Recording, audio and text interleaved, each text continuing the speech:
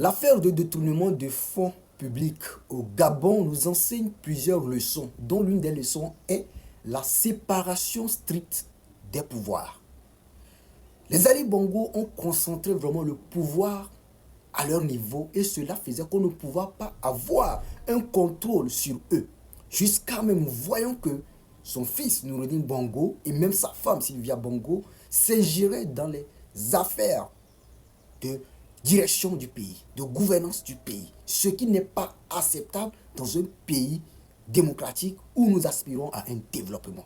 Il faut que le pouvoir judiciaire, le pouvoir parlementaire puisse être entièrement libre afin qu'il puisse prendre des décisions strictes de contrôle de l'action gouvernementale au niveau de l'exécutif. Ça, c'est indispensable pour le fonctionnement des institutions de la République. Tant que le pouvoir judiciaire et le Parlement n'ont pas du tout cette indépendance de pouvoir contrôler l'action que mène le pouvoir exécutif, nous allons toujours avoir ces problèmes d'abus du pouvoir.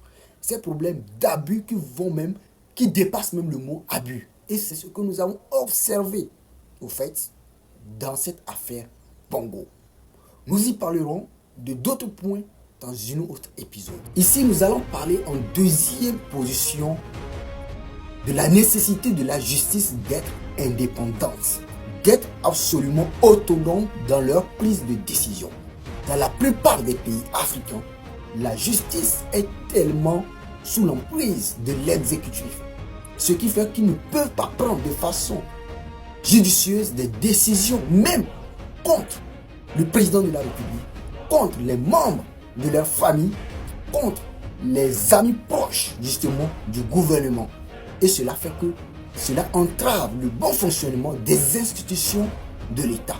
Et ça, nous devons incriminer toute action de détournement des deniers publics, des fonds de l'État qui devaient être utilisés pour le bon fonctionnement des institutions de la République. Cela est mise à pied ou mise en disposition d'une seule personne ou d'un groupe de personnes et la justice en question ne peut pas avoir la main mise parce que quelque part, la justice même n'a pas cette dépendance de prise de décision parce qu'elle est contrôlée par l'exécutif.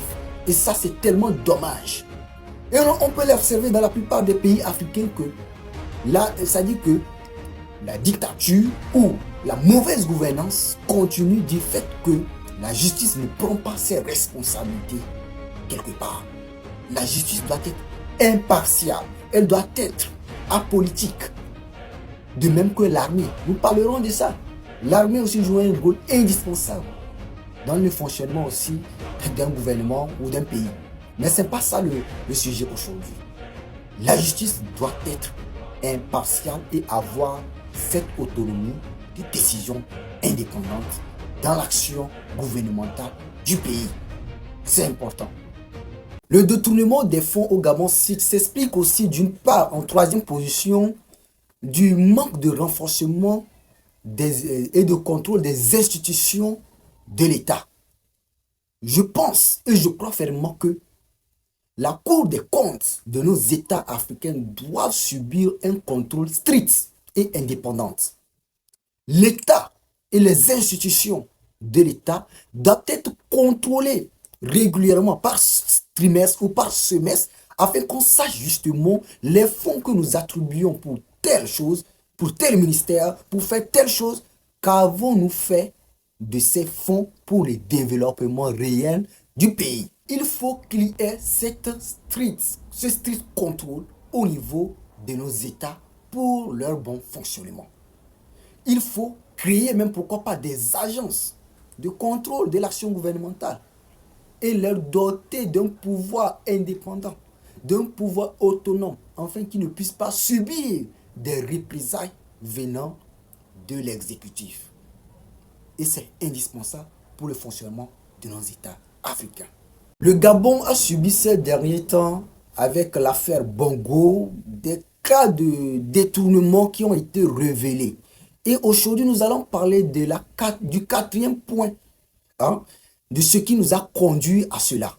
Nous avons ici le manque, au fait, de transparence dans la gestion des ressources minières et même le fait de ne pas publier les contrats des marchés fait en sorte qu'aujourd'hui, des personnes se donnent la lassitude de pouvoir faire ce qu'ils veulent de l'argent de l'État ou de ce qu'ils disposent comme ressources au niveau de l'État.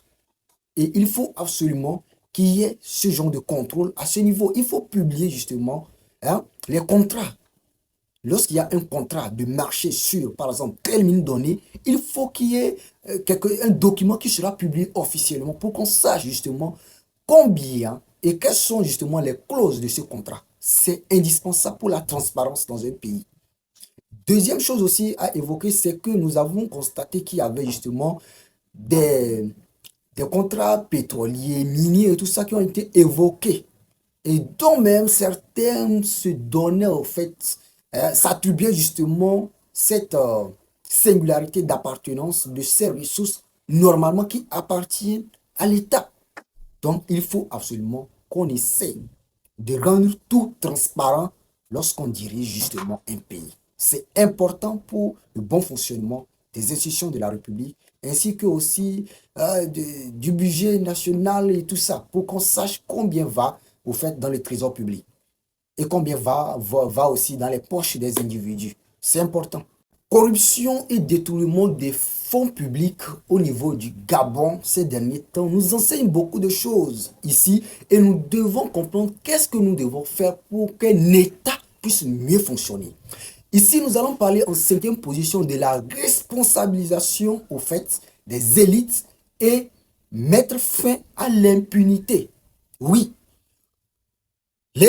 on doit comprendre que quoi? Quand tu diriges un pays, tu dois comprendre que tu n'es pas au-dessus de la loi et que la loi s'applique à toi et à tous les citoyens, peu importe leur position sociale. Parce que nous devons ici savoir que, au fait, la corruption ne peut que s'arrêter lorsque nous allons éviter ou éradiquer l'impunité de ces personnes. Nous ne pouvons pas continuer cela et espérer un changement au niveau de l'État. Les exécutifs ne doivent pas être au-dessus de la loi. La loi doit les appliquer, doivent être appliquées à ces individus-là de façon même beaucoup plus stricte. Parce que ces personnes peuvent se permettre toujours des lassitudes et aller dans des abus. Et il faut qu'ils sachent que lorsqu'on va dans des abus, on doit être sanctionné. Et c'est ça qui fera fonctionner l'État. Et quelque part, quand je parlais de la responsabilité des élites aussi, ils doivent comprendre que lorsque tu diriges et que tu es à la tête d'un pays, demain tu peux ne pas être là-bas. Et tu deviendras un citoyen comme tous les autres. Alors, pourquoi pas essayer de faire ce qui t'a amené là-bas, c'est-à-dire faire le travail dont il faut pour que l'État puisse avancer et prospérer. Et éviter les abus. On ne te refuse pas de prendre de temps en temps des 100 000 francs CFA. C'est humain. Mais quelque part, il ne faut pas aller dans l'abus, dans l'extrême. Alors qu'à côté, il y a tes citoyens, tes concitoyens qui n'arrivent pas à avoir le strict minimum de subsistance. C'est dommage. Il faut que l'impunité soit punie. On ne doit pas se laisser aller par ces genres de trucs.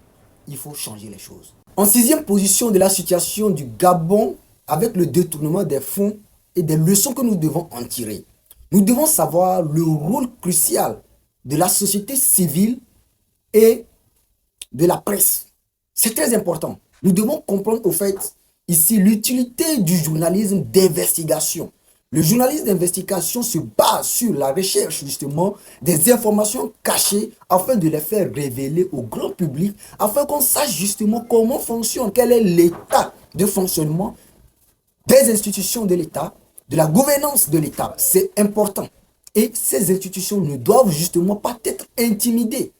Ces institutions doivent être libres, indépendantes, afin de pouvoir révéler au fait les éléments, les faits cachés de l'État, des détournements que nous avons subis au Gabon, que nous observons aussi justement dans plein d'autres pays africains, parce que le cas du Gabon n'est pas un cas à part. Beaucoup d'États africains fonctionnent de la même façon.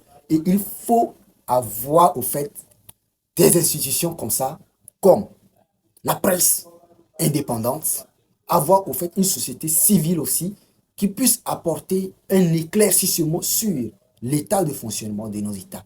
Et ces institutions ne doit surtout pas, j'insiste beaucoup, être intimidé par les exécutifs ou toutes ces personnes qui se donnent la lassitude de tout pouvoir dont ils disposent pour pouvoir prendre des décisions dont ils veulent, pour pouvoir enfermer qui qu'ils veulent sans que rien ne se passe. Non, nous devons arrêter ces abus.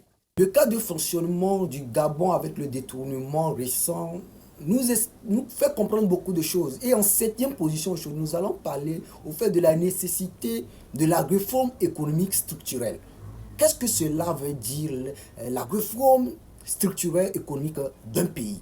Nous voyons qu'au Gabon, il y avait beaucoup plus une dépendance économique au niveau des ressources pétrolières dont disposait ce pays et qui était concentrée justement dans la main d'une minorité qui s'accaparait justement des marchés et des contrats issus justement de cette ressource. Donc il faut créer une économie compétitive.